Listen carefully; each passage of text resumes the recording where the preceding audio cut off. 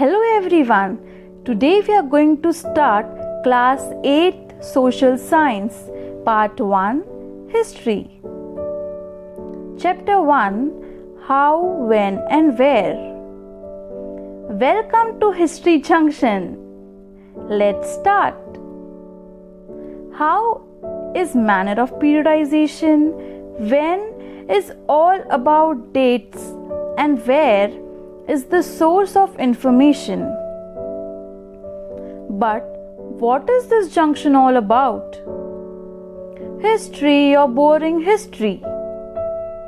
Trust me, I have created the most innovative method of learning it. Alright, history is series of records related to somebody or something of the past. Why is it so important? It enhances our learning of past, culture and society. It is also important because we can learn from past experiences. Have you ever wondered when did people started eating pizza? There can be no one particular date for it, but people developed a taste for it over a period of time. But dates are of significance when we want to know about births, deaths, wars and battles. But again a question arises, which dates are important? The importance of dates depends on the aspect from which and on whose account history is studied. Thus, importance of history depends upon two things: person and his perspective. This was all about when. Now we'll start with how. How is history categorized into blocks of time? And this is called as periodization. It is of two types. First, on the basis of James Mill, a Scottish philosopher, in his book A History of British India, and second, on the basis of historians.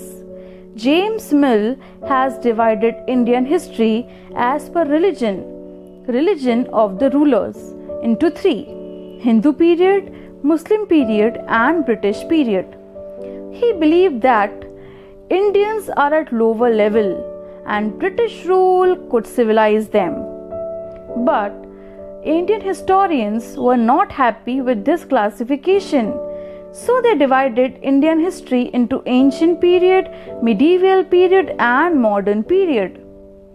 This periodization too had many drawbacks, as it is believed it is borrowed from West, and the conditions prevailing in West were completely different from that of India, as their modern period was about science, reasoning and industry, as modern period was about lack of freedom and equality.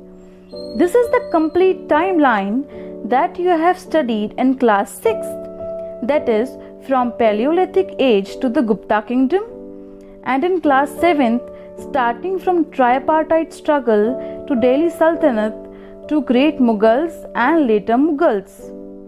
In class 8th, we will study about modern India.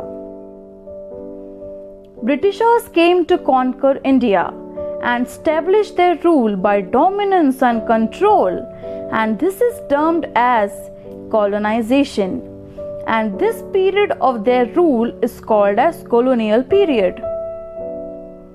This change of colonization had positive as well as negative impact in India. Positive impact such as railways were introduced in India, and negative aspects were conditions of disparity, poverty and discrimination. Till now, we have read about when, how. Now, let's begin with where. Where we are going to find records and documents? Yes, you're right. Sources of history. Sources are of two types: primary and secondary. Primary sources are the official records maintained by Britishers. That includes original documents, farmans and memos. Secondary ones are unofficial records that are maintained by common people. It includes books, travel journals and autobiographies. The best thing that Britishers have done is maintenance of records and construction of record rooms in almost every administrative office. The preservation of all such documents are done in archives such as National Archives of India, and many museums have been preserving objects, coins, weapons, etc. like National Museum in New Delhi. Besides maintenance and preservation of records, Britishers wanted to figure out how to exploit rich resources of India. So they started practice of surveying by inspecting various regions, economic conditions and vegetation. Then Britishers also made maps of railways, tracks, bridges, rivers, etc. Britishers maintained only official records, so where would we get the documents of common people? With invention of printing press, even ordinary people started writing stories, books, novels, autobiographies, which were called as literary sources. Besides primary and literary sources, there are some other sources like paintings, photographs, films that gives us perfect historical representation. Here's the timeline. In 1815, the first Surveyor General of India was appointed. In 1817, James Mill published a history of British India. In 1821, Dr. H.W. Boyce made the first proper geological map of Hyderabad region. 1830, Sir George Everest was appointed Surveyor General. 1849, height of Mount Everest was calculated. 1851, Geological Survey of India was established. 1857, the first war of Indian independence was fought.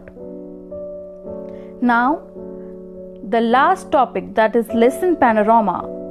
It is about the summary of the entire chapter. It tells us about importance of dates, colonization, survey, maps, national museums, national archives. So I hope you enjoyed the journey of History Junction and can answer all the questions about how, when and where.